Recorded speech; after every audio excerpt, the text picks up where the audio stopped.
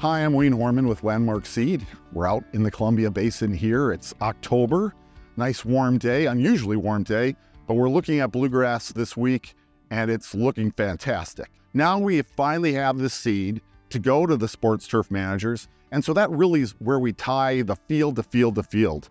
You know, we have the producer and HiMark, we have the sod growers like Green Valley in Colorado, and we have the sports turf managers, whether they're at the Rockies or the Broncos or the University of Colorado, some of the places that we'll visit here later. Producing super elites is no easy job. And it's so difficult because the varieties themselves don't yield like common Kentucky bluegrass, right? They are 800 pounds, in some cases even less. And because of that, the work and effort that goes into giving us that amount of pounds clean is a super big challenge for a grower like HiMark, but that's why they're the ones we select. My name is Jason Miller, 50% owner in HiMark Farms. We've been doing grass seed for the last 25 years. Started with 10, 15 acres about 25 years ago. We started with reclamation grass to start with, and then we moved into Kentucky bluegrass. Then as time's developed, we've moved into more of an elite production. Growing super elites is a challenge. It is fun. It is definitely something we specialize in at HiMark. Typically look at it as something, we do a super elite versus a utility bluegrass. We kind of call it, hey, we got to do a little bit extra, and we got to continue that extra work throughout the whole process. I've been very fortunate to grow Noble for the last 10 to 15 years. Throughout that, I've been fortunate to be in both the production side of it and the seed cleaning side of it through facilities that we either built or had relationships with. We help run our elite Kentucky bluegrass. The elite Kentucky bluegrass cleaning process is so fine because the seed is so fine. It's really close to the size about every weed or contaminant that we have out there. The utility grasses get away from some of those other invasive species with their seed size. And then we take it, other species of grass seed that are in most mixes are even larger.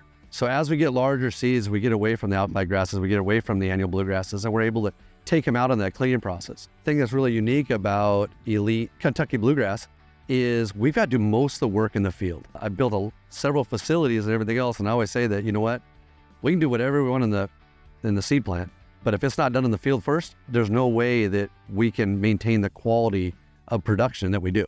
The challenge of growing super elites in the field out you can only use so many chemicals. What we're faced today with is continued labor issues.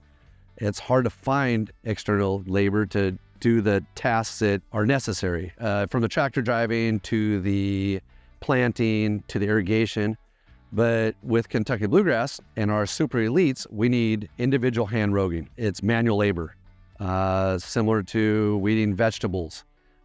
This is done on a spot-to-spot basis. Individuals using equipment with hose or backpack sprayers with Roundup to minimize the use of chemicals out there in the field. The use of chemicals broadcasted across the field is detrimental to the yield of the varieties. It doesn't allow us to do any of those kind of typical things. We look for virgin fields. If we could have our pick, we'd have a virgin field that never seen Kentucky bluegrass. There's not a lot of those left. We still have a handful, and we keep rotating. And with good rotations, we're able to maintain a variety in stuff that has minimal Kentucky bluegrass history or any other grass history or any other invasive species that pop into our grass.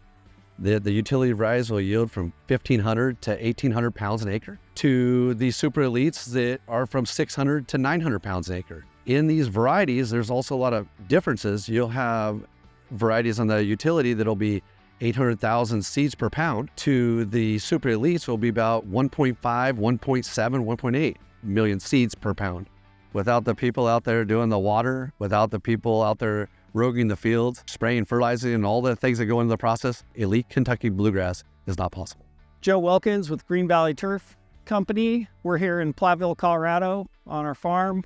We grow about 600 acres of mainly bluegrass, but we also grow tall fescue, Bermuda grass, and bent grass. We also grow sod on plastic for the sports market in 100% sand. We were established in 1962. We've been around for a while, and we're having a nice sunset here. Over the years, we've grown a lot of different types of bluegrass. In 2016, I got turned on to HD Sports 2.0. Now that's the only blend we grow on the farm of bluegrass. It works well for all different markets, high-end sports, golf, and it makes a beautiful lawn, and landscapers love it. So in 2018, we really wanted to up our game on the farm for all the daily operations, but also for the sports turf. So I hired a sports turf manager, Evan Fowler. I've been working him hard ever since. My name's Evan Fowler here at Green Valley Turf in Platteville, Colorado. Been here since 2018. Experience previous to that has been sports turf. I was born into the industry. I was raised taking care of the Little League World Series complex in Williamsport, PA. I climbed through the baseball ranks through some different minor league organizations and wound up in Kansas City with the Royals, where after a few seasons, while I'm extremely passionate about the game of baseball and enjoy being a groundskeeper and growing grass, the challenge of growing grass for not just that stadium, but multiple stadiums truly came to light. And my goal with the transition was to bridge the gap from end user, particularly at the professional level, through pro sports, be it baseball or football, soccer, and then into the collegiate stuff as well. So my background in professional sports drew me to sod production. Essentially what we were running into on the user end side was sod availability at the premium level. What we needed was a product that was game ready right then and there, so we could turn and burn flips for concerts, events, and other things. My goal with coming to a sod farm truly was to bridge the gap from that end user to us and as a grower, but that truly does start with genetics, and that starts with the producers of the seeds. When it comes to cultivar selection, when it comes to blend selection, HD Sports far superior to any of the bluegrasses that we've grown previously. There's no question that HD Sports 2.0, the density is far superior. I mean, the consistency, I think, of texture throughout the blend too is pretty important. So in a way, we just don't have a blend where you see one that stands out well with drought tolerance and another three that don't, and you've got there's just clumps of grass. So we don't have that at all at this blend. It's just something that stays super consistent. It's quick out of the ground too. I don't know, germination time with the HD Sports 2.0 has definitely been quick for us. We're always happy with how fast we can turn a field from seed to sod. It's definitely something that's been improved by using HD Sports 2.0. We see sod fields produce quicker from seed. It's truly just the tensile strength of these cultivars. I was raised taking care of the Little League World Series facility in Williamsport, Pennsylvania, and I kind of went through the ranks of baseball in particular through some minor league facilities, and then eventually worked at the Royals for 7 years before I came here. And that was my my sports background, and that really carries a lot into our day-to-day. Obviously on the farm, it's really important that we're taking care of the stuff from day one, the same way as the end user is. The second that stuff hits the sand in the stadium, that it's ready to go. And that's the same thing goes when we're a quick flip in an NFL season, when we have 5 or 6 days to turn a field from a concert being trashed to painting lines and playing ball. That's what we specialize in. Our bread and butter is growing conventional sod. We have a lot of acres of a lot of blue, a lot of fescue, bentgrass, Bermuda. We do a little bit of everything when it comes to turf grass, but the sports specialty stuff is pretty unique, and yeah, we're really excited about the way that it performs and where it gets to go. It's pretty awesome to flip on the TV and on Sunday know that your hard work's coming to light. We like to say no one ever knows about it unless it's bad, and we like to keep it that way. We like no one to know that we sodded that 5 days before we did, because that's just assuming it's playing like it's been there all year. That's what we shoot for. It's great to be growing HD Sports 2.0. We're always excited for any project that includes it. Yeah, grass doesn't take days off. There's no weekends when you're growing grass for professional sports, especially the stuff on plastic. It's great to see that stuff performing in a vast variety of sports and different heights, different climates. It's an awesome blend. Ryan Newman, University of Colorado, Director of Athletic Grounds. Most people think snow when they think Colorado. That's opposite, actually. We're about 11 inches annually of precip. So it's very, very, very dry here. So we need to find drought-tolerant bluegrass to grow in the great state of Colorado. Yeah, we're at 3/4 of an inch height of cut. I don't vary throughout the season or per event. I think your grass, you train it, right? it's at 3/4, it's gonna maximize its usefulness, its aggressiveness at whatever height.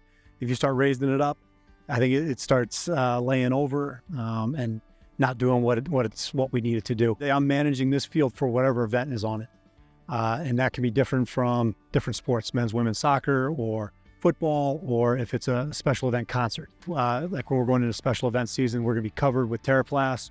I'm gonna dry this thing down, try to make it as hard as I can, just to minimize damage to grade.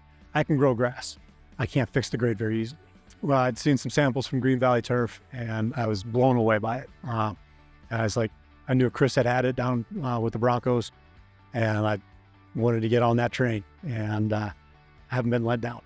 We manage about 17 acres of grass, about 16 acres of synthetic turf, and about 3 acres of common utility turf and beds. We're spread pretty thin right now. We got 5 full-time staff members, and we put our heads down and we go. So we sodded Folsom in August of 21.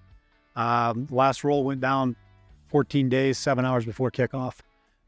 It's land play. It truly is land play.